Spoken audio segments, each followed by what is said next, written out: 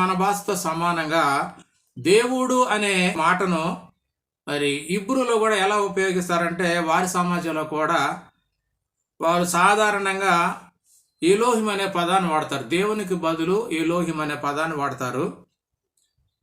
అంటే మోషే ఈ మాటలు రాయక మునిపే పాలస్తీనాలో అంటే ఆ ప్రాంతంలో ఎలోహిం అనే పదం వాడుకలో ఉన్నట్టుగా మరి పండితుల అభిప్రాయం. కాబట్టి కేవలం బైబిల్లోనే మాత్రమే ఈ పదం పరిచయంగా కాదు, కానీ మరి అంతకు ముందు నుంచే ఈ మాట వాడుకలో ఉంది. అంటే ఎలోహిం అనేది వాడుకలో ఉందట. సాధారణంగా దేవుడు అనే పదాన్ని మన ప్రాంతంలో నిజ దేవునికి మనం దేవుడు అంటాం. కానీ దేవుళ్ళు కాని వారికి కూడా, అంటే దేవుని పేరు మీద చెప్పబడే పేర్లకు కూడా, ఆ దేవుళ్ళకి కూడా మనము ఎలాగైతే దేవుడు అని అంటామో వాళ్ళు కూడా దేవుడు అనే పదం ఉన్నటువంటి ప్రతి చోట ఎలోహిం అనే పదాన్ని వాడారు. మరి ఈ ఎలోహిం అనే పదము ఎప్పుడు కూడా దేవునికి ఉపయోగించినటువంటి ఏకవచన క్రియాప్రదంగా వినియోగించారా కానీ మరి దీనికి ఎలోహిం అనే పదానికి అంటే ఏకవచనానికి సంబంధించిన వెర్బే వాడారు కానీ బహువచనానికి సంబంధించిన వెర్బ్ వాడలేదని వాళ్ళు చెప్తారు. చూద్దాం అదేంటంటే ఏకవచనము వ్యక్తిగత సర్వనామాలతో మరి ఉందట. ఎగ్జాంపుల్ ఏంటంటే నేను, మీరు, నాకు, అతనితో ఉపయోగించినట్లు ఎలోహింకు YHUH ఇవి రెండు ఏకవచన పదాలని తీర్మానం చేయొచ్చని మరి చెప్పగా విన్నా.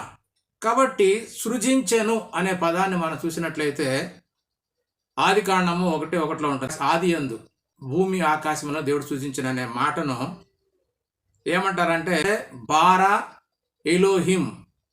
బారా అనేది సృజించెను అంటే ఇది సింగులర్గా ఉంది, సింగులర్ వెర్బ్ అనమాట.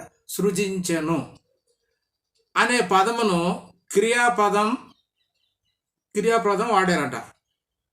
సృజించారు అని వాడకుండా, సృజించారు అని లేకుండా సృజించెను అనే పదం వాడారు, బారా ఎలోహిం. కాబట్టి ఇది ఒకరే చేసినట్లుగా సృజించెను అని ఉంది. అంటే దేవుడు సృజించెను అంటే దేవుడు ఒక్కడే సృజించను, కానీ దేవుళ్ళు అనే బహువచనం వచ్చేటట్టుగా మరి క్రియాపదం మాత్రం సింగులర్ వెర్బే వాడారంట అక్కడ, బారా అనేది. కాబట్టి ఎలోహిం ఈజ్ ఎఖాద్, ఓన్లీ వన్ గాడ్ అని ఉంది. దేవుడు అద్వితీయుడు, దేవుడు ఒక్కడే. కాబట్టి మనకు తెలుగులో ఎలోహిమును తర్జుమా చేసినప్పుడు దేవుడు అన్నారు. అలాగే ఎలోహిమును ఇంగ్లీషులోకి చేసినప్పుడు గాడ్ అన్నారు. అలాగే గ్రీకులోకి తర్జుమా చేసినప్పుడు థియోస్ అని ఉంది. అంటే ఏకవచనం, ఇది కూడా ఏకవచనమే, బహుళత్వం లేదు.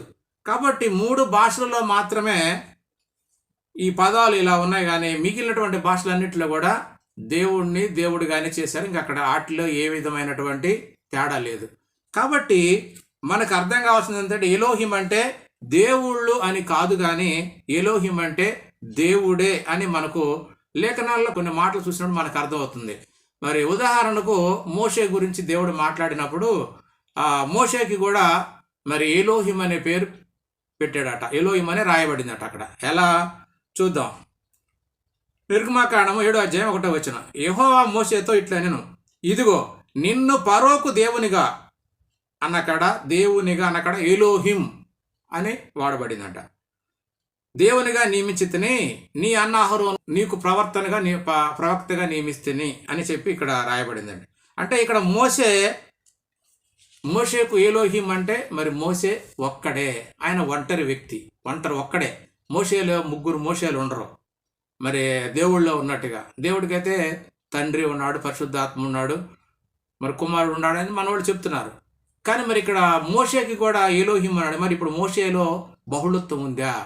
సరే, మోషేతో పాటు ఇంకా మరి చాలా విషయాల్లో మరి సింగిల్గా అంటే ఒక్కళ్ళే అన్నట్టుగా రాయబడింది.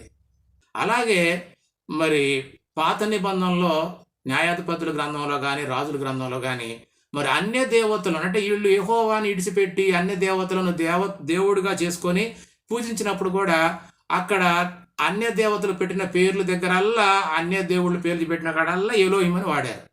అంటే ఉదాహరణకు మనకు రాజులు మొదటి గ్రంథం 11:33 అస్తారోత్ అను సీదోనీలు దేవతకు, కేమోస్ అను మోయాబుల దేవతకు, మిల్కోము అను అమ్మోనీల దేవత. మరి ఈ దేవతలన్నిటిని వీళ్ళు పూజించేటప్పుడు ఆ దేవతల స్థానంలో కూడా దేవత అనే దగ్గరల్లా కూడా వాళ్ళు ఎలోహిం అనే మాటను హిబ్రూలో ఉపయోగించారంట. కాబట్టి ఇక్కడ దేవుళ్ళు అంటే 3 రూపాలు ఉన్నాయని చెప్పి మరి మన సహోదరులు త్రిత్వం నమ్మే వాళ్ళందరూ చెప్పామాట. మరి ఇది ఎలోహిము అన్నప్పుడు మరి దేవతలకు కూడా అంటే దేవత అంటే వాళ్ళు మెలోకు దేవత అయినా, అస్తారోతు దేవత అయినా, ఇల్కోని దేవత అయినా వాళ్ళు ఒక్కొక్కళ్ళే. మరి వాళ్ళల్లో 3 లేరు కదా. అలాగే మోషేలో కూడా 3 లేరు కదా. మరి ఎందుకు వాడారు అంటే జనరల్గా దేవుడు అనే పదం వచ్చిన కాడల్లా సాధారణంగా మనం ఎలాగ వాడతామో వాళ్ళు కూడా ఎలోహిమును దేవుడు ఒక్కడే అనే అర్థంలో వాడతారే తప్ప దేవుళ్ళు 3 ఉన్నారన్నది కాదు. ఎందుకంటే మోషేకు అలాగే వాడారు, దేవతలకు కూడా అలాగే వాడారు. కాబట్టి మనం ఆ విషయం మనం అపార్థం చేసుకున్నట్టే మనకు అర్థమవుతుంది. కాబట్టి మన విశ్వాసం ఏంటంటే దేవుడు ఒక్కడే అనేది బైబిల్ విశ్వాసం.